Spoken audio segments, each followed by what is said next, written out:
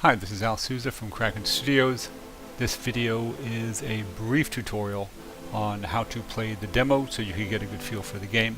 If you don't know me, I am the developer of Warplan Pacific, and Kingdom Dungeon Hero.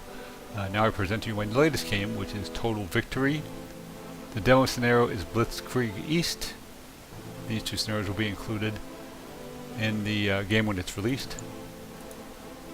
Every game turn starts with a turn summary that lets you know information about what's going on during the game. Let's start by looking at the map. Down here, this tells you, wherever you're hovering over a hex, it tells you what the hex is, gives you the supply level, the spotting, the reinforcement level, the weather, and who controls it. Up here you'll see quick battle results whenever you do an attack with any type of unit. I'm going to zoom out the scale for this, so you get the F12 to get rid of this. The scale for this is 20 miles per hex, or 32 kilometers. If you go above Helsinki, which is about right here, it is double that. Let's get into units right away. If you hover over your units, you can see what type of units are in there. You can have 3 different counters in a hex: air, land, and naval. This scenario does not have any naval units. Each counter can hold a variety of units depending on which one it is. For a land unit, you can hold a maximum of 6 units within the counter and a maximum of 600 strength. Each strength point for a land unit is equivalent to 100 men. Each strength point for an air unit is equivalent to 1 frontline operational aircraft.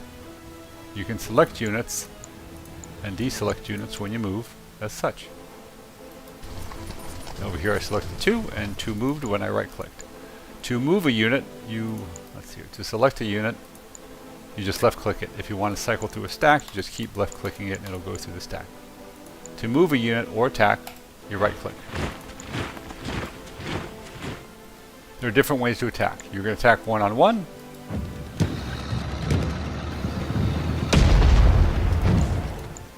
You're going to attack by selecting your own friendly units. You hold the control button and hover over your friendly.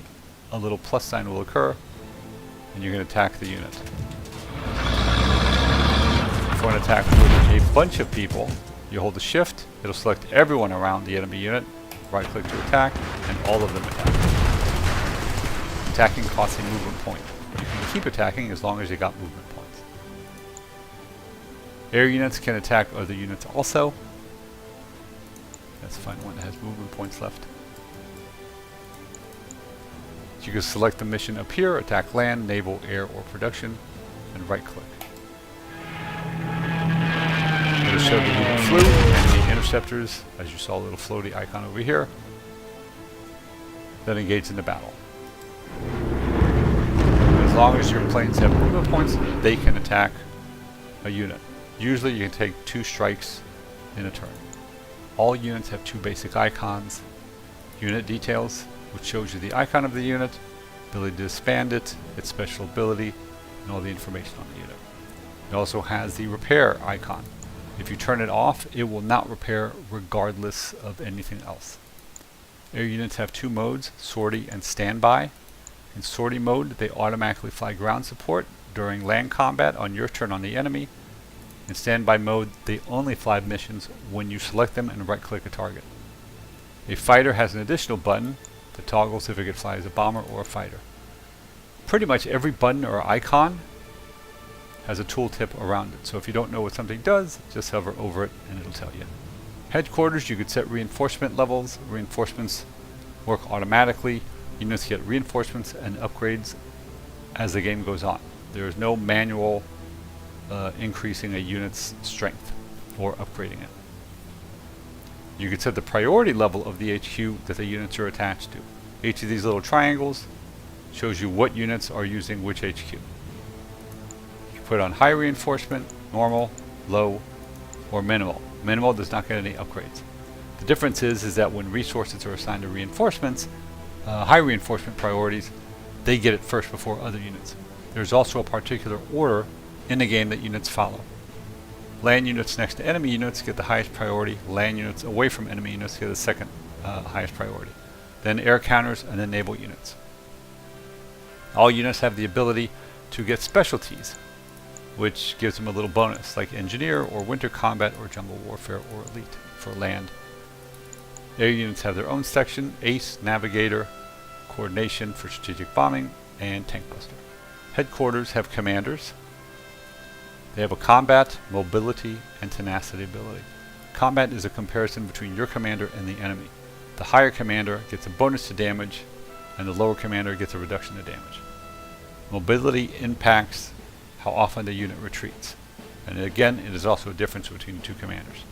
Tenacity is generally added up, and what it represents is the casualty level of the combat. Tenacity also prevents units from surrendering more often if you have a higher tenacity. You can replace generals that are on HQs with another general just by going to the generals area and selecting the general that you want, then selecting assign general to headquarters, and all the HQs will appear with their current generals, and you can see what their stats are and replace them. Now if you go to this HQ, you'll see the general has changed.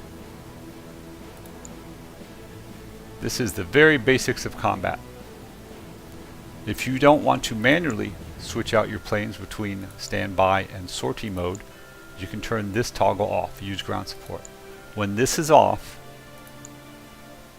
all of these act like these. A brief explanation of the menu over here. Two things that are very important: manpower and oil. If your manpower is low, your units get less experience when they're built and when they're reinforced. If your oil is low, your air units get less experience when they're reinforced and deployed.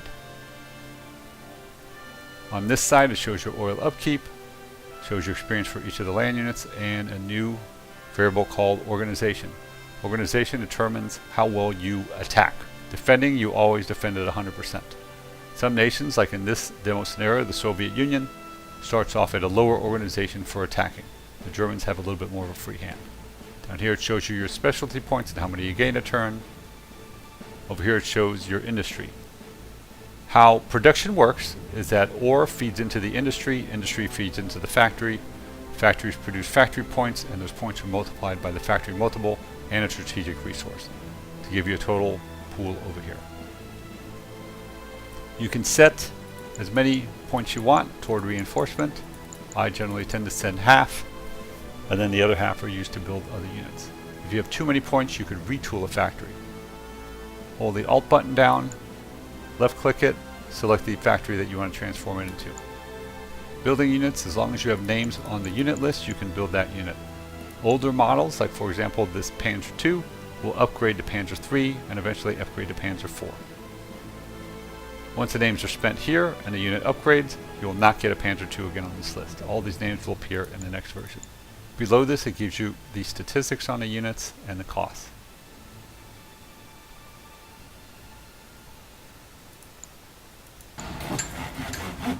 Any unit that you build will appear here, strength and the number of turns. These are support units. Strategic move, which is by rail, air transports for paradrops, transports for naval transport, landing craft for dropping units off on a coast. A transport moves it from port to port. And available escorts to defend convoys. Over here shows you all your trades. You have 3 imports over here from these 3 nations of Germany. Shows you the resources. Down here is the Lend-Lease. For minor countries, you want to get their resources and send them back factory points. In this scenario, Italy is a minor nation. Operations allow nations to do special actions using their action points, which are shown here, to perform functions like breaking codes, reworking encryption, offensive. You just need to read these to know what they do. In the main scenario, each nation will have a special operation they can do. Research, there's about 23 fields if I remember. Here you have the level, which is the year that they're at. In the third column, you can adjust how much research you're putting into a field. The total that you have available shows here that you can reassign.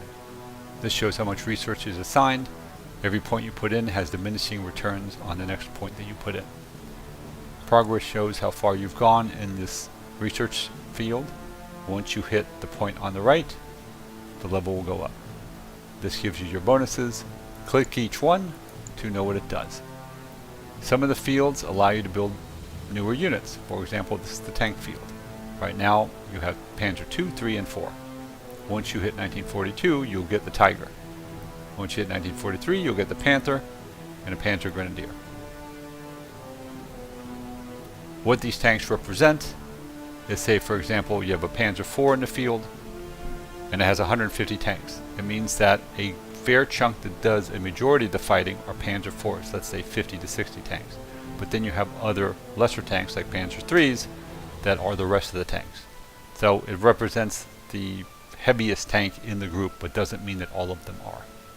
When you see a plus up here, it means that you have available points to invest. War panel allows you to declare war and force a negotiated peace with another nation, but you're not using this in this demo. The reports show you the summary that you saw, your locations, your forces, and forces on the map.